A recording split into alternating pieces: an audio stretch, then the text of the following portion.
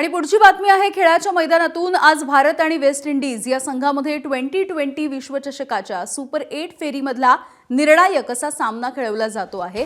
कोलकात्याच्या Eden garden स्टेडियमवरती अगदी थोड्याच वेळात या सामन्याला सुरुवात होणार आहे। या सामन्याची नाणेफेक नुकतीच झालेली आहे।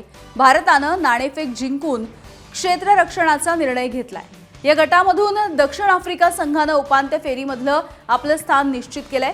त्यामुळे भारत आणि वेस्ट इंडिज या दोन संघांपैकी उपांत्य फेरी गाठणारा दुसरा संघ नेमका कोण असेल याचं उत्तर आज रात्री आपल्याला मिळेल। झिम्बाब्वेवरील मोठ्या विजयानं भारतीय संघाचा आत्मविश्वास हा दुणावलाय। मात्र वेस्ट इंडिज कोलकात्याच्या मैदानावरती आजवर एकदाही हरलेला नाहीये आणि त्यामुळे आजच्या सामन्यामध्ये चांगलीच चुरस आपल्याला बघायला मिळणार आहे।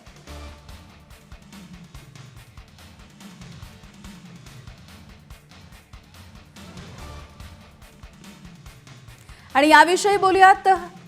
आमचे क्रीडा प्रतिनिधी विजय साळवी सर आपल्या सोबत आहेत। विजय सर, खरं तर दोन्ही संघ आहेत, सेमीफायनलचं तिकीट नेमकं कुणाला मिळणार याची उत्सुकता आहे आणि दोन्ही संघासाठी करो या मरोची लढाई सध्या बघायला मिळणार आहे।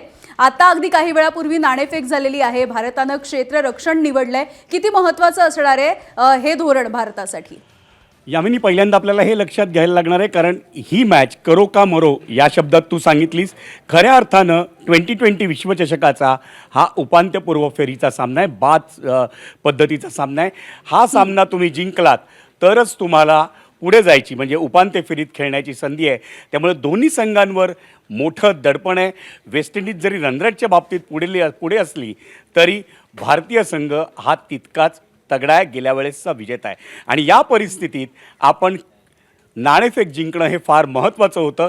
याचं मुख्य कारण म्हणजे उत्तरार्धात ड्यू फॅक्टर म्हणजे दव पडतं, त्यामुळे बॉल ओला होतो आणि अशा परिस्थितीत तिथं गोलंदाजी करणं कठीण होऊ शकतं आणि म्हणूनच भारतीय संघानं पहिल्यांदा क्षेत्ररक्षण करणं स्वीकारलं आहे। त्याची आणखी एक दुसरी गोष्ट महत्त्वाची म्हणजे या खेळपट्टीला बाउन्स चांगला आहे असं सांगितलं जातं आणि त्यामुळं भारतीय संघात बुमराह, अर्शदीप सिंग आणि हार्दिक पांड्या या विकेटचा फायदा उचलण्याचा प्रयत्न करतील।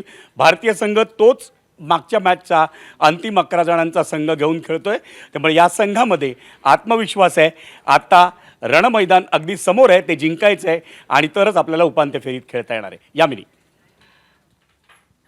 अगदी विजय सर, मात्र आतापर्यंत जर आपण बघितलं तर या मैदानावरती वेस्ट इंडिज जेव्हा जेव्हा खेळलेला आहे तेव्हा आजवर एकदाही तो हरलेला नाहीये।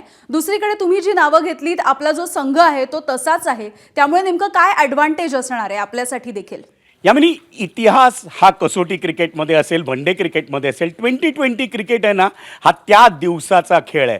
तुमचे 2 फलंदाज खेळले, 2 बॉलरनी तुमच्या अतिशय अचूक टप्प्यावर बॉलिंग केली ना तर तुम्ही सामना जिंकू शकता। त्यामुळे या आधीचा इतिहास काय आहे याला आपण फार महत्त्व आहेच, पण त्याला फार महत्त्व न देता आपल्याला मैदानात उतरायला पाहिजे। कारण मॅच जिंकायची आहे, मागच्या गोष्टी जर डोक्यात ठेवून उतरलात तर त्याचा तुम्हाला त्रास होईल, तुम्हाला त्याच्या दडपण तुमच्या डोक्यावर, तुमच्या मनावर राहू शकतं। त्यामुळे कोणत्याही परिस्थितीत हा सामना जिंकायचा आहे। मागची मॅच आपण जिंकलोय, दक्षिण आफ्रिकेसमोर आपण खूप खराब कामगिरी केली, त्याचा फटका बसला आपल्याला, 76 धावांनी आपण हरलो।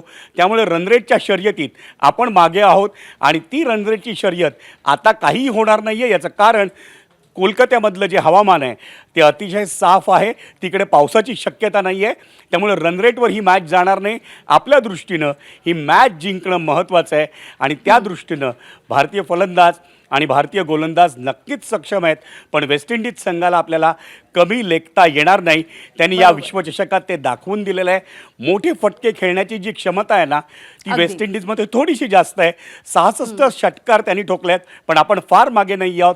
63 षटकार ठोकले आहोत, 85 चौकार आपण ठोकलेत, तर वेस्ट इंडिजच्या फलंदाजांनी 83 चौकार ठोकलेत। त्यामुळे खराब चेंडू नेमके ओळखून मोठे फटके खेळणारा जो फलंदाज आहे तो जिंकून देणार आहे, हे नक्की आहे। यामिनी, अगदी विजय सर, तुम्ही म्हणालात तसं मागे काहीही झालेलं असेल तरी सुद्धा त्याचं मनावरती आपल्या दडपण नको यायला। उलट आपला जो खेळ आहे त्याचं दडपण आपण समोरच्या टीमवरती कसं राखू शकतो हे बघणं आजच्या दिवसासाठी महत्त्वाचं ठरणार आहे। खूप खूप धन्यवाद विजय सर, सविस्तर माहिती। एबीपी माझा, उघडा डोळे बघा नीट।